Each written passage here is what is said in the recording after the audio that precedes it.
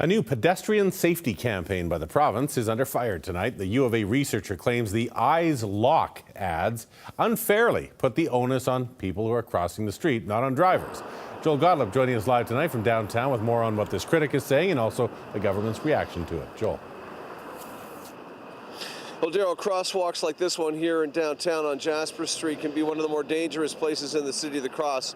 The sign is up there. Somebody just crossed over here. No lights here. You got to be careful. Drivers have to stop. Pedestrians have to be ready. And the province wants pedestrians to lock eyes with drivers when they're crossing. But one U of A researcher that we talked to says that isn't necessarily the sole focus to hone in on, and it may not be the best message after all. A campaign being driven home again this month after first being launched by the province 3 years ago. Locking eyes with the different road users provides a great opportunity for people to be aware of each other, make sure that they know where people are at. Do you lock eyes with the drivers before you're crossing or while you're crossing? Yeah, I don't trust anybody.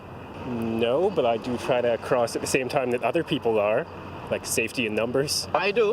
Why? Because I want them to see me. The When Eyes Lock campaign is designed to keep pedestrians safer by urging them to make eye contact with drivers around them, particularly at crosswalks. That's one way in which people can stay safe on the roads. I mean, I understand, people have different perspectives about our campaigns. This vision scientist and assistant psychology professor at the U of A is one of them.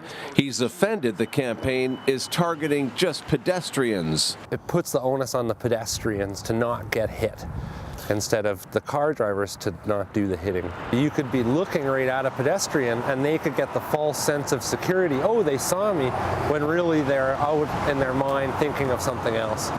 Alberta Transportation focuses specifically on pedestrian safety at this time of the year because of the changing sunlight. It's lower in the sky, makes it harder for pedestrians to see drivers and vice versa. And while they welcome criticism of their When Eyes Lock campaign, they insist critics and proponents on this are really on the same team. We absolutely appreciate the perspective of someone who takes issue with the particular wording of our campaign. The U of A researcher believes this campaign should have been more equal. It should have tried to encourage drivers and pedestrians to make mutual eye contact. It was focused on the pedestrians for some reason. Both agree, though, it's got people talking, and if it saves lives, it will have made a difference. Now, there are other issues the U of A researcher touched on. For example, it's hard to see drivers sometimes because of the glare on their windshields. Some windshields are also tinted as well, so you can't necessarily always make eye contact. But the point here, Alberta Transportation driving this home, is that it's all about safety. It's not about blaming anybody.